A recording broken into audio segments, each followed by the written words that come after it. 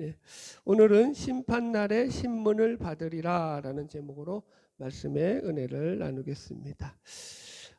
좋은 추석 명절 기간 가운데 말씀의 제목이 너무 공격적이어서 저도 사실은 별로 마음에 안 들었거든요, 제목이. 그 대신에 제가 제목은 그럴지라도 말씀의 내용은 조금 많이 순화시켜서 말씀을 좀 준비했으니까 그리 걱정하지 않으셔도 된다. 먼저 여러분들의 마음을 안식시켜 놓고 말씀을 전하려고 해요. 오늘 말씀은 추석에 걸맞게 추석 특집 특선 영화 한 편을 소개하면서 말씀을 시작하려고 해요.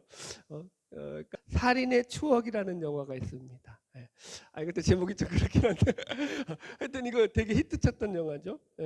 2003년도에 만들어졌어요. 지금부터 딱 20년 전에 만들어진 영화죠. 화성 연쇄 살인 사건을 배경으로 해서 만들어진 영화입니다. 그때까지는 아직 감독이 이 봉준호 감독인데 이제 겨우 장편 2편 찍을 때거든요. 아직 유명해지기 전에요. 근데 영화를 아주 잘 만들었죠, 이분이.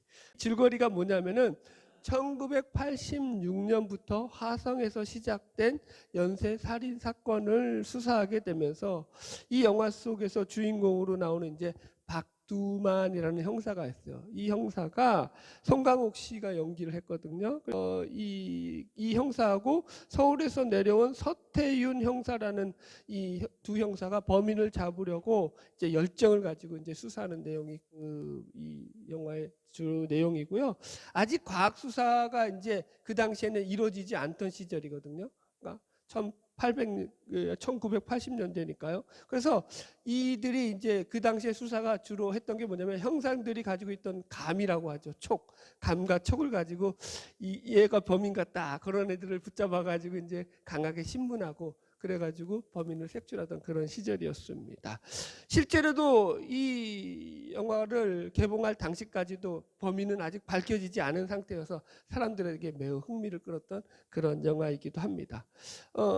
그런데 이제 20년이 지난 이제 오늘날 지금은 이제 이 화성 연쇄 살인범이 이춘재라는 사실을 우리가 알고 있잖아요. 그래서 이 이춘재라는 범인을 알고 나서 이 영화를 보면은 참 영화 속에 이제 장치되어 있는 많은 안타까운 모습들을 우리가 다시 한번 발견하게 됩니다. 참고로 이춘재가 어떻게 범인으로 발견되었는가 하면은 여러분들 대부분 다 아시겠지만 혹시 모르는 분들을 위해서 제가 친절하게 설명을 드리겠습니다.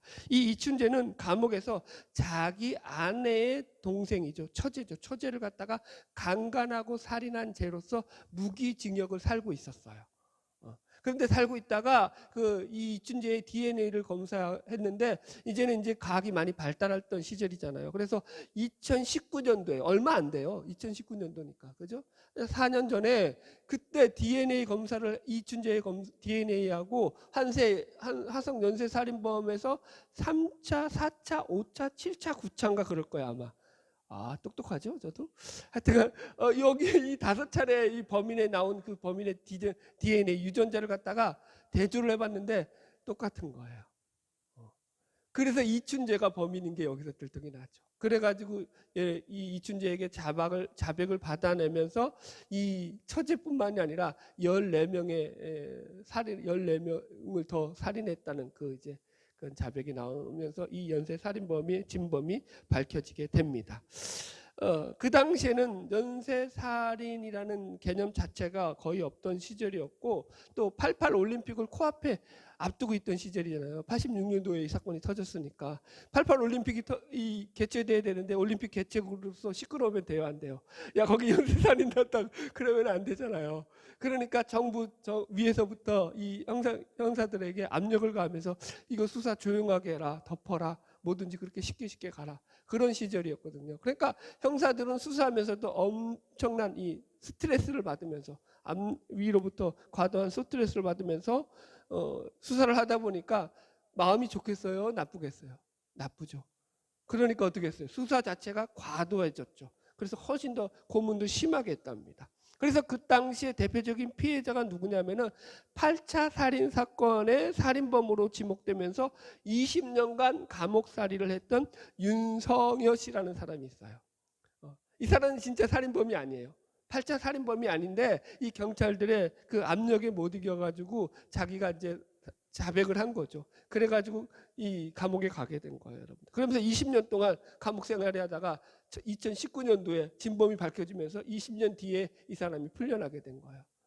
와, 얼마나 억울해요, 여러분들. 그죠?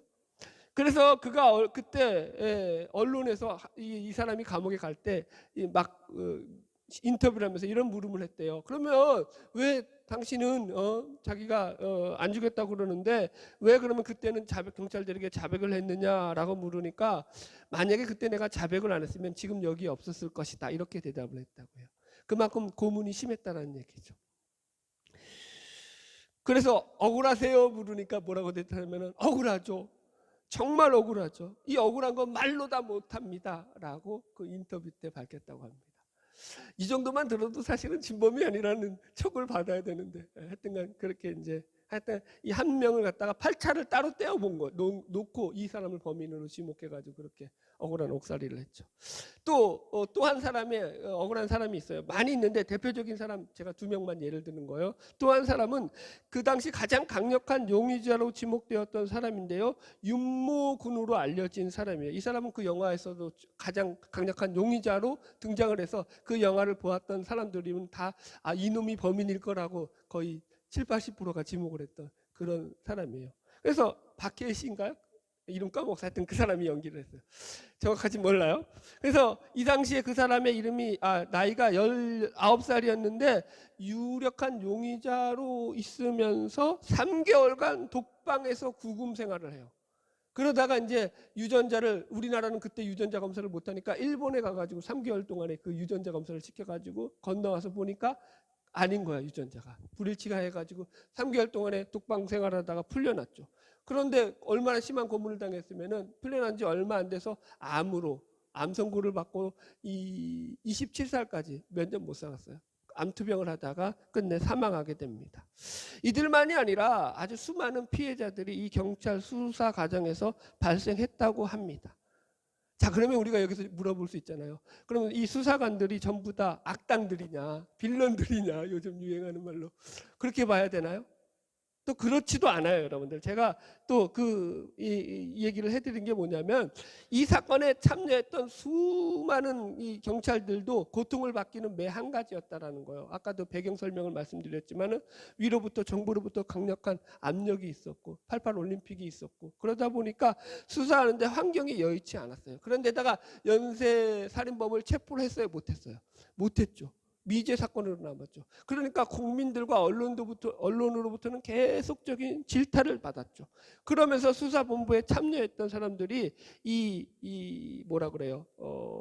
사건이 다 이제 어떻게 미제로 떠나고 나서 여기서 수사본부가 끝마치고 난 뒤에 채모 치안감이라든가 장모 수사과장이라든가 송모 서장들이라든가 이 사람들이 수사 일선에서 물러난 지 얼마 되지 않아서 과도한 스트레스로 숨지거나 자살을 선택했다고 해요. 이 사람들도.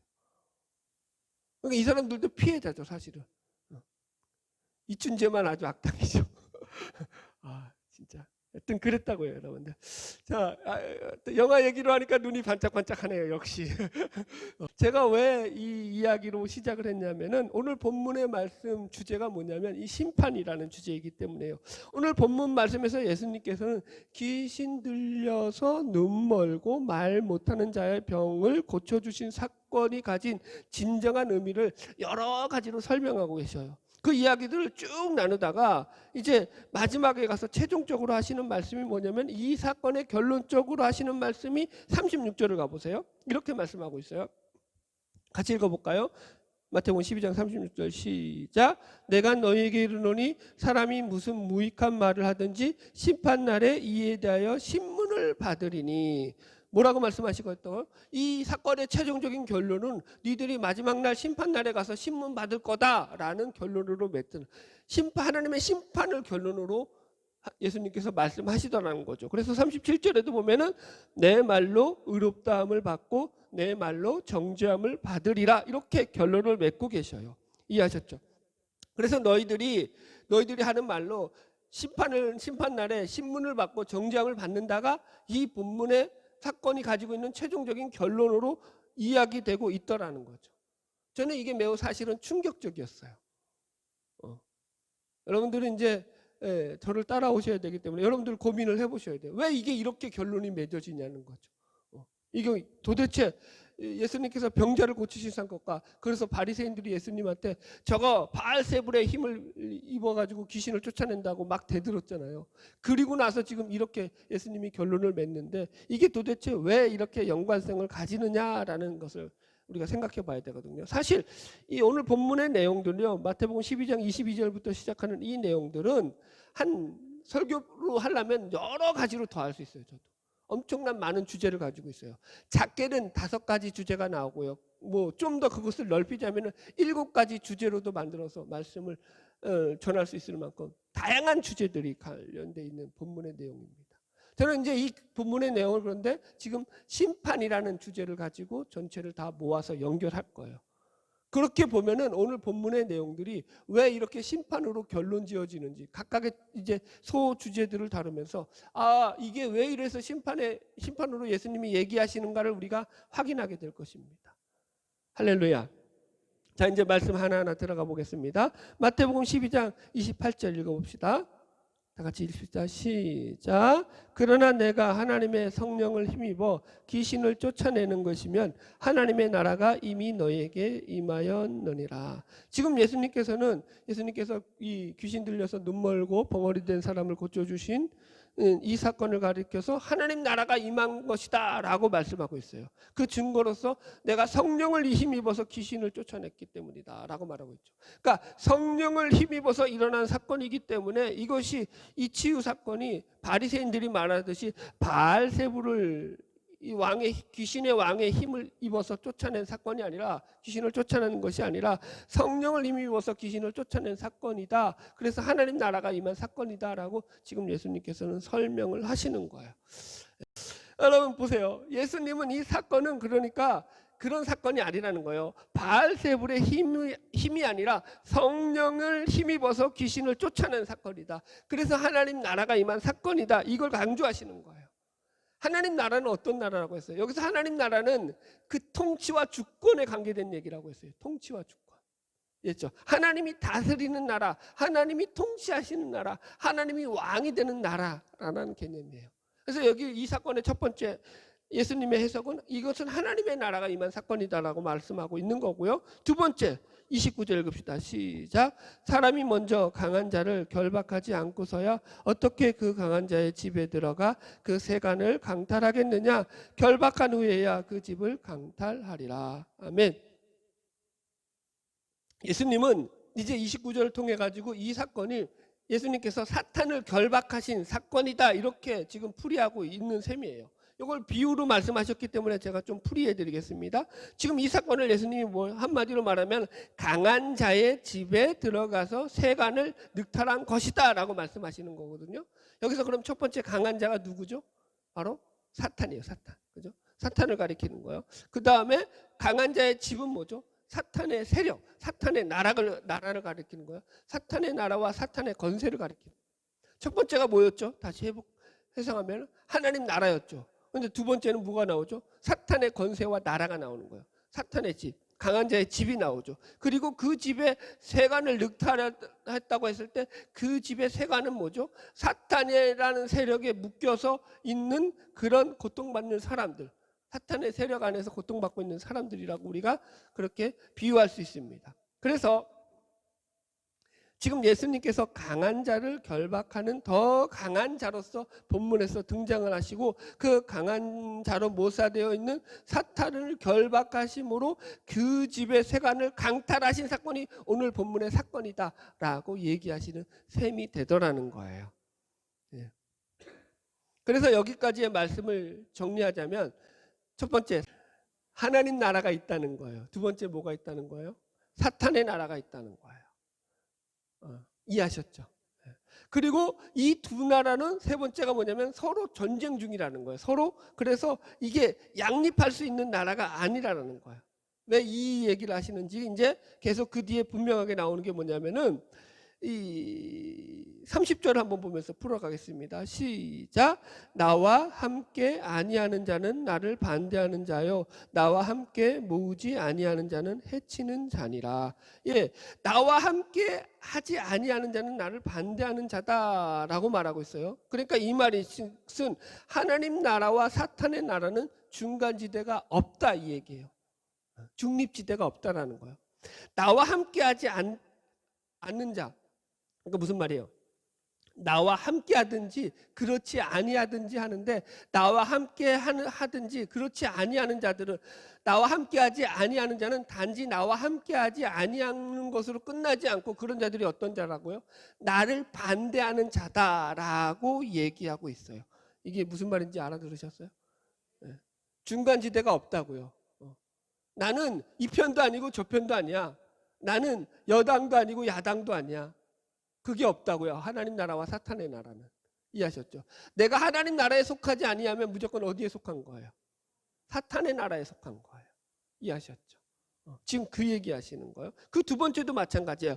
나와 함께 모으지 아니하는 자라고 할 때, 예수님과 함께 모으지 아니하는 자는 바로 이제 바리새인을 가리키는 자예요. 그래서 여기서 이제 그들은 해치는 자다라는 말할 때, 이 해치다라는 원어를 보면은 흩어버리는 거예요. 막 그냥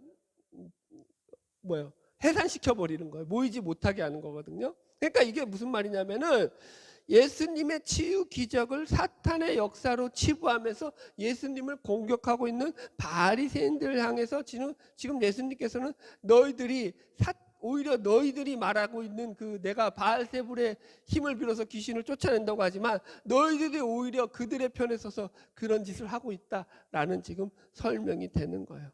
네. 따라오셨으면 아멘. 네. 보십시오. 지금 예수님은 단순히 예수님과 함께하지 아니하는 것을 가지고도, 그것이 단순히 그 일에 참여하지 아니한 것만이 아니라 더 적극적으로 나아가서는 예수님을 반대하고 예수님을 가로막고 서서 예수님을 대적하는 자들이요, 예수님을 정면으로 해방하고 있는 자들이다라고 말씀하시더라는 거예요. 그럼 이게 어떻게 심판의 날과 이게 적용되는지를 우리가 확인해 보도록 하겠습니다. 예수님은 하나님의 심판의 적극성을 우리에게 이렇게 말씀하시는 거예요. 심판의 적극성 이거예요. 너희가 단지 나와 함께 하지 아니하는 것, 그래서 나와 함께 모으지 아니하는 것이 별로 문제가 되지 않는다고 생각할지 모르지만, 사실은 이거 하나님의 심판 앞에 섰을 때는 아주 큰 문제가 되는 것이다, 이거 얘기하는 거예요. 이 문제는 왜 그러냐면 너희와 너희의 영혼과 영생이 달린 문제이기 때문이다. 그러므로 너희들이 심사숙고해서 잘 알아들어야 한다, 이 얘기가 되는 거예요. 여러분 이해하셨죠? 그러니까 이게 그 뒤로서 이제 또 설명되는 게, 성령, 옛날에는 이게 개혁 성경에는 성령 해방이라고 해가지고 성령 해방죄로 나오죠. 오늘 우리 개혁 개정은 성령 모독이라고 표현해서 모독이라는 말로 쓰고 있죠. 제가 지난주에 설교를 했어요, 이 부분은. 그래서 이것을 또 다른 예로서 성령 모독죄로 예를 들고 계셔요. 31절로 2절 읽읍시다. 31절로 2절 시작. 그러므로 내가 너희에게 이르노니 사람에 대한 모든 죄와 모독은 사하심을 얻되 성령을 모독하는 것은 사하심을 얻지 못하겠고, 또 누구든지 말로 인자를 거역하면 사하심을 얻되 누구든지 말로 성령을 거역하면 이 세상과 오는 세상에서도 사하심을 얻지 못하리라. 아멘. 보세요. 지금 정리하자면은 예수님께서 귀신 들린 자를 고치신 이 사건은 하나님 나라가 임한 사건이고, 그리고 사탄을 결박하신 사건으로서 이 하나님 나라와 사탄의 나라는 양립할 수 없고 중립지대가 없다, 중간지대가 없다. 이해하셨죠? 그러면서 지금 그러므로 얘기한다고요. 그러므로 31절에, 그죠? 그러므로는 이게 무슨 말이냐면은, 그러므로 우리가 한번 상상해 보세요. 그러면 그러므로 뭐가 나와야 되겠어요? 서로 양립할 수 없는 세계이기 때문에, 나라이기 때문에, 그러므로 너희는 둘 중에 하나의 편에 서야 한다라는 거예요. 어느 편이든지 둘 중에 한 편에 서야 한다라는 그 얘기를 하는 거예요. 그러면서 하시는 말씀이, 성령을 거역하면 이 세상과 오는 세상에서도 사하심을 얻지 못한다라는 거예요. 예. 그러니까 예수님께서는 이것으로 예수님을 비방하고 모함하고 있는 이 바리새인들이 결국 사탄에 속한 일을 행하는 자들로서 성령을 거역하는 일이었다라는 것을 1차적으로 밝히고 있는 거죠. 그러면서도 이제 성령 해방죄가 여기서 이제 좀 우리가 이해할 수 있는 부분이 나오죠. 옛날에 이 성령 해방죄를 가지고 성령을 모독한다, 성령을 거역한다라는 게 무슨 의미인지 잘 이해를 못하니까 이거 가지고 많이 상담을 했던 그런 사람들이 많습니다. 제가 이제 부목 시절에도 청년부를 담당했을 때 청년들이 와가지고 저한테 이게 성령 해방죄인지 몰라가지고 물었던 친구들이 있어요. 이런 기억이 하나만 예를 들면 이런 기억이 나와요. 자기가 이제 자꾸 예수를 믿는데도 환경이 좀 어려운 친구였어요. 그러니까 자기 입에서 자꾸 욕이 나온다는 거예요. 그러면서 가족들을 향해서도 심할 때는 욕이 나고 그렇고 막 그렇게 하는데 나는 이게 성령 해방죄 같아가지고 내가 영 내 마음속에서 구원을 못 받을 것 같아서 두렵고 떨립니다. 목사님, 이게 성령 해방죄인가요? 라고 물었어요. 그래서 제가 괜찮다고 했어요. 그 성령 해방죄가 뭔지를 잘 모르니까 이런 문제들이 발생하더라는 거예요, 여러분들. 자, 31절 2절을 다시 보면 여러분들 보세요. 그러므로 내가 너희에게 이르노니 사람에 대한 모든 죄와 모독은 사하심을 얻되 성령을 모독하는 것은 사하심을 얻지 못하겠고, 또 32절도 보세요. 누구든지 말로 인자를 거역하면 사하심을 얻되 누구든지 말로 성령을 거역하면 이 세상과 어느 세상에서도 사하심을 얻지 못하리라, 이렇게 나와 있어요.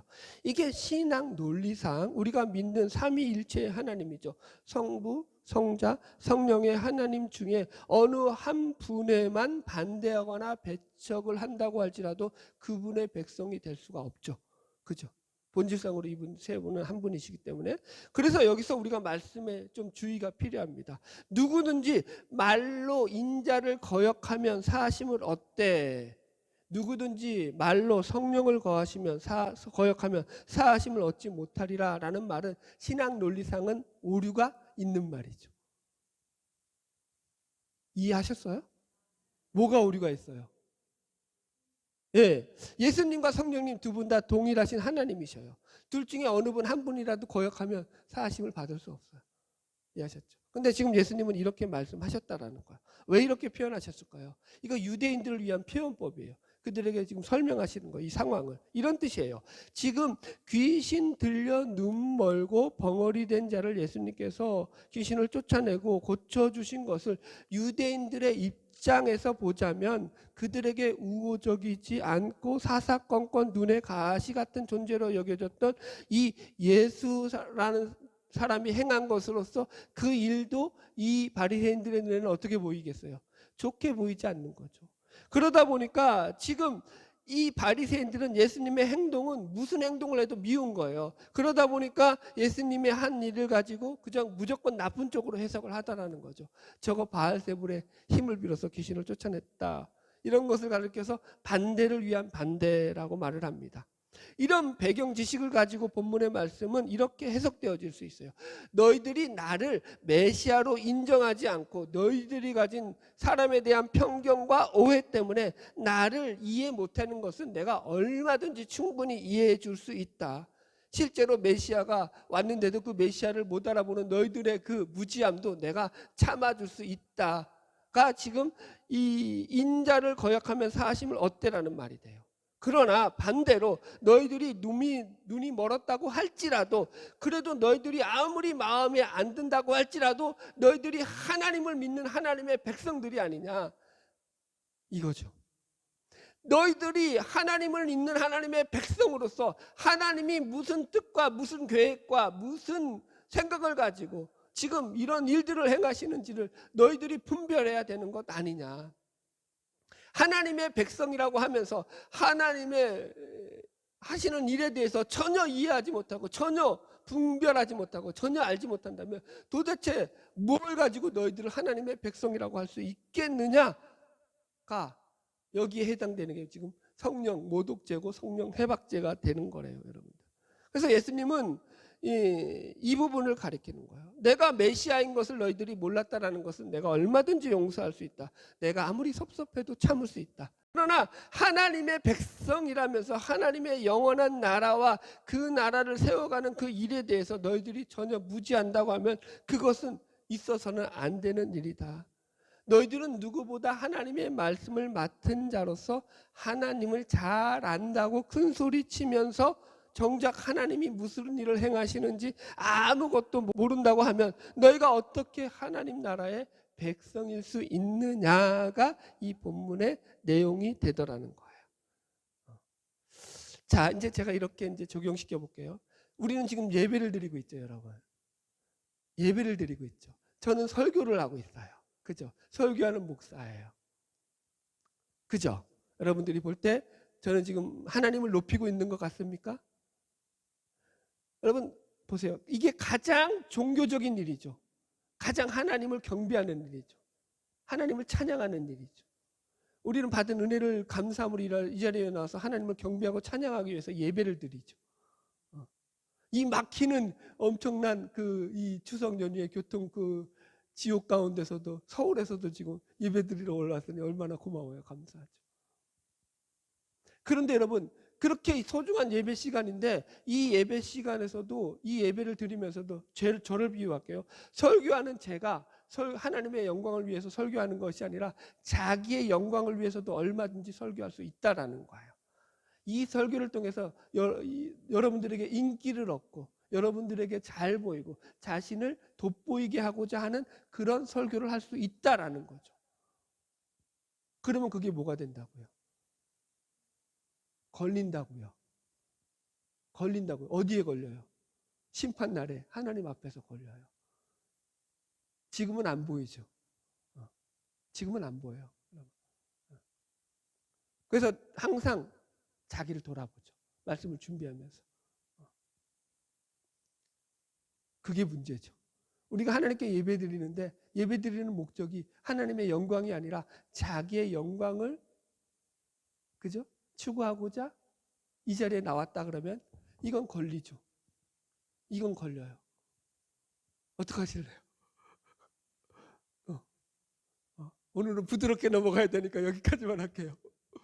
근데 이거 잘 점검하셔야 돼요. 이게 너무 커요, 여러분들. 삶의 목적이 하나님의 영광이 아니라 자신의 영광을 위해서 살아간다면 그것은 성령 해방죄, 지금 말하는 이 성령 모독죄에 다 걸리는 거예요. 여러분 그래서 우리의 생각에서 전면적인 수정이 필요한 거예요. 이게 수정되지 않으면 저나 여러분이나 무엇을 하든지 아직까지 성령을 해방하는 모습으로 살아가는 거라고요. 왜 예수님께서 나와 함께하지 않은 것을 그냥 함께하지 않았으니까 중립지대도 있고 이 모습도 있고 다른 모습도 있다 적당하게 넘어갈 수 있는데 그렇게 말하지 않고 나와 함께하지 않은 것이 나를 반대하는 것이다 라고까지 심하게 말씀하시더냐는 거죠. 왜 그렇게 얘기하셨다고요? 그건 걸리는 문제가 되기 때문에 그분과 함께하든지 함께하지 않는지라고요. 아멘. 그래서 늘 우리의 삶의 목적을 잘 돌아보셔야 돼요.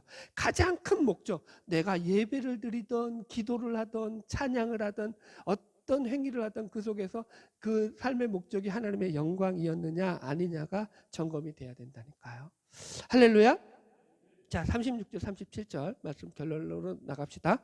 읽어보겠습니다. 시작. 내가 너희에게 이르노니 사람이 무슨 무익한 말을 하든지 심판날에 이에 대하여 신문을 받으리니 내 말로 의롭다함을 받고 내 말로 정죄함을 받으리라.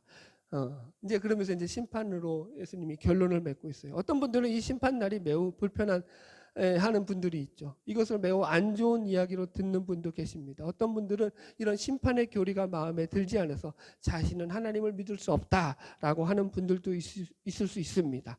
아니 왜 너희가 말하는 하나님은 사랑의 하나님이라고 말하면서 이런 무지막지한 심판을 만들어서 사람들을 그렇게 영원한 고통 속에 집어넣으려고 하느냐. 나는 지옥을 만들어서 인간에게 그렇게 커다란 고통을 안겨다 주는 그런 저주스러운 신을 믿을 수 없다라고 얘기를 하죠. 그래서 심판의 교리에 대해서 불만을 가집니다. 갑자기 영화가 생각나네. 또 레온 씨가 했죠. 꼭 그래야만 했냐? 그래야 속이 시원했냐? 그렇죠. 안 웃겼어요? 여러분들 참 저를 당황스럽게 합니다.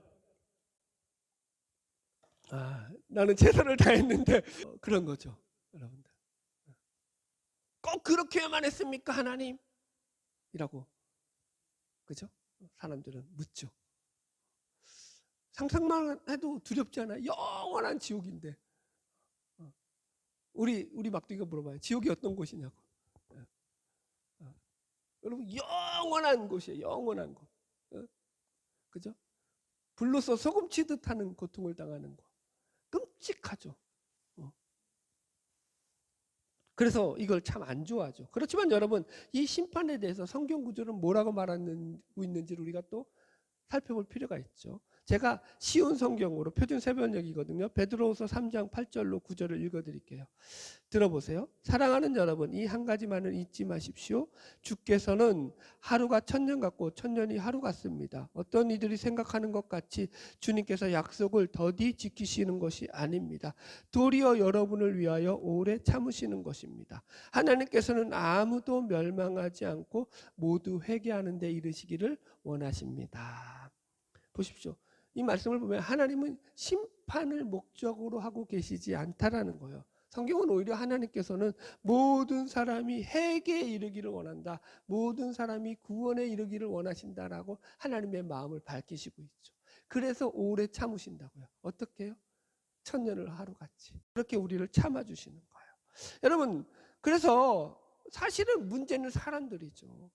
그들이 하나님과 전혀 관계없는 삶을 살아가면서 하나님을 외면하고 대적하고 살아가면서도 그것에 대해서 아무런 문제의식도 느끼지 못하고 살아가고 있다는 게 가장 큰 문제예요. 바로 그 뒤에 나오는 10절에는 이렇게 말하고 있어요. 그러나 주님의 날은 도둑같이 올 것입니다.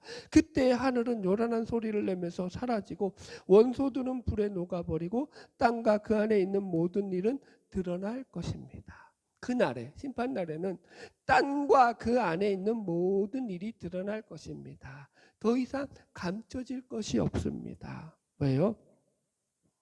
하나님의 심판은 공정하시기 때문이죠. 여러분, 이게 아까 다시 서론으로 돌아가 가지고 말씀드렸던 살인의 추억을 돌아가 보십시오. 생각해 보십시오.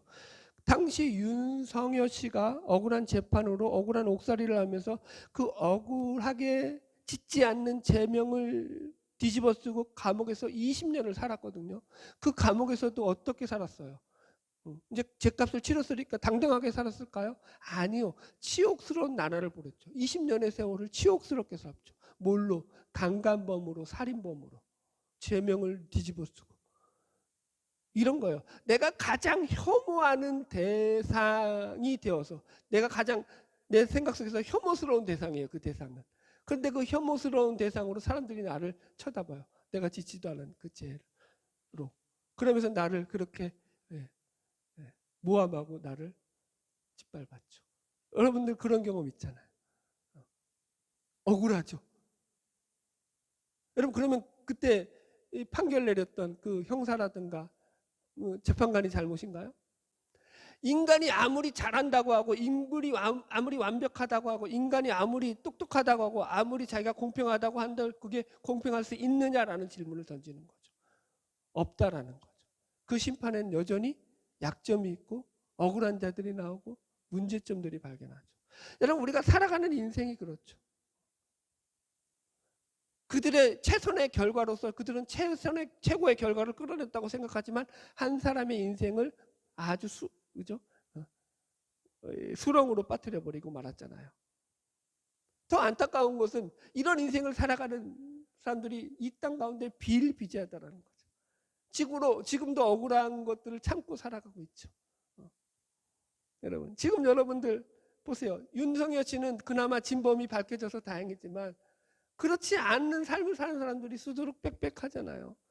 지금도 반대로 생각하면은 다른 사람들의 가슴에 못을 박고 그런 못된 짓을 벌리고도 세상에서 아무렇지도 않게 떵떵거리고 살아가는 사람들이 얼마나 많냐고요.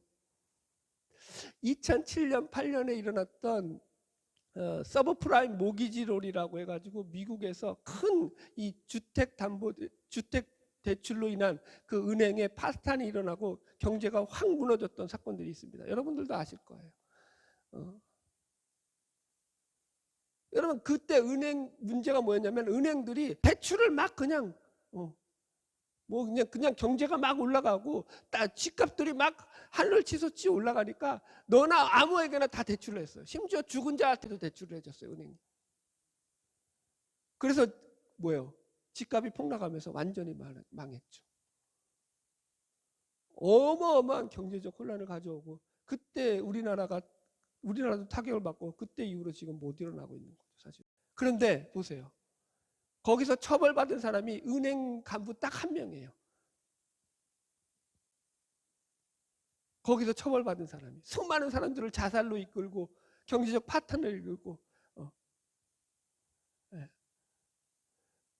여러분, 그게 공평하다고 생각하세요, 여러분들은? 저는 그렇게 생각하지 않아요. 몰라요. 제가 신보가 못돼서 그런지는 모르겠어요. 여러분, 오히려 그죠? 공평한 심판이 없다라는 게 더 불공평한 거죠.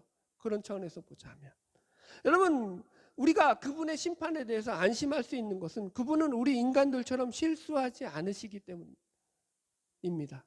그분은 인간의 중심을 아시고 모든 것을 잘 알고 있기 때문입니다. 그래서 마지막 날에 임할 하나님의 심판은 하나님 나라를 꿈꾸며 이 땅 가운데 살아가는 우리들에게는 큰 위로와 소망의 근거가 될 수 있는 것입니다. 그래서 그때 가서 보자 이러면서 이를 벅벅 갈고 살라 이 말이 아니라는 거예요. 그래, 죽고 나서 한번 보자. 그렇다고 이렇게 살지는 마세요. 그러면 안 돼요. 그건 불행한 삶이죠. 하나님의 선하심과 하나님의 주권과 하나님의 섭리하심을 좀 믿고 살자라는 말씀이죠. 제가 여러분들에게 이렇게 묻고 싶습니다. 마지막 날에 하나님의 최후의 심판이 있다는 이 말씀이 여러분들에게는 어떻게 다가오십니까? 두 가지 부류가 있죠. 이 말씀에 대해서. 첫 번째는 정말 그날이 빨리 왔으면 좋겠다. 정말 그날이 빨리 왔으면 좋겠다. 또 한 부류는 그날 오면 어떡해. 조금만 늦춰주세요. 최소한 내가 죽을 때까지만이라도 늦춰주세요. 나는 아직 정신을 못 차렸거든요. 나는 세상에서 아직 즐길 게 더 많거든요. 이런 부류가 있을 수 있습니다. 여러분은 어느 편이신가요? 마라나타 주 예수여 어서 오시옵소서. 이 편이시기를 바랍니다. 이 편이셔야만 됩니다. 아니면 큰일 나거든요. 그죠? 여러분들? 여러분, 하나님의 심판날이 우리 성도들에게는 축제와 기쁨과 소망의 날이 될 것입니다. 위로의 날이 될 것입니다. 가장 행복한 날이 될 것입니다. 여러분, 우리가 그 날을 고대하며 살아가고 있기 때문에 이 땅 가운데서도 믿음을 지키고 살아갈 수 있는 거예요. 아멘?